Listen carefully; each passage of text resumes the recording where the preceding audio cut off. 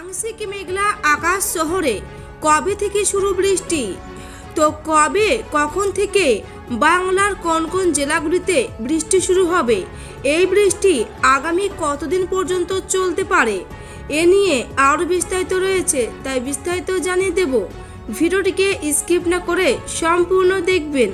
ভিডিওটি ভালো লাগলে লাইক করবেন, আর এমনই প্রতিদিনের লেটেস্ট ট্রেন্ডিং খবরগুলি দেখার জন্য আমাদের চ্যানেলটিকে সাবস্ক্রাইব করে পাশের বেল আইকনটিতে প্রেস করে আমাদের সাথে থাকবেন। তো চলুন এবার দেখে নেওয়া যাক।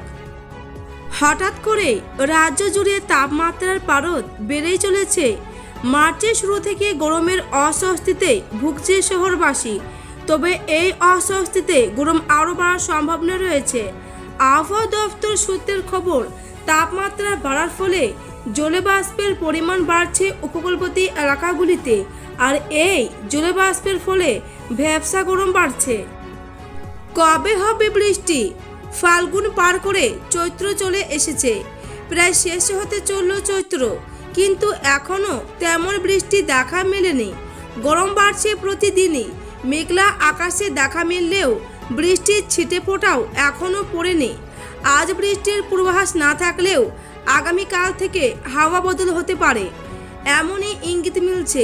দক্ষিণবঙ্গের প্রায় সব জেলাতেই বিক্ষিপ্ত বৃষ্টির পূর্বাভাস দিয়েছে আলিপুর আবহাওয়া দফতর। উত্তর ও দক্ষিণ 24 পরগনা, পূর্ব ও পশ্চিম মেদিনীপুর, হাওড়া, হুগলি, কলকাতায় কোথাও কোথাও বিচ্ছিন্নভাবে বৃষ্টি হতে পারে বলে জানিয়েছে হাওয়া অফিস। হাওয়া অফিস জানিয়েছে, রাজ্যের উপরে এই মুহূর্তে দুটি নিম্নচাপ অবস্থান করছে। একটি দক্ষিণ বঙ্গোপসাগরের উপরে অবস্থান করছে, আর একটি নিম্নীয় গাঙ্গেয় সমভূমির উপরে অবস্থান করছে। এই দুই নিম্নচাপের কারণেই প্রচুর জলবাষ্প বাষ্পপূর্ণ বায়ু প্রবেশ করছে রাজ্যে।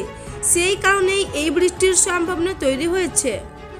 বৃষ্টি হলেও গরম কমার সম্ভাবনা নেই, এমনই জানিয়েছে আলিপুর আবহাওয়া দফতর। উল্টে আরও বাড়বে গরম। নিম্ন গাঙ্গেয় সমভূমি অঞ্চলে নিম্নচাপের কারণেই কালবৈশাখী হতে পারে।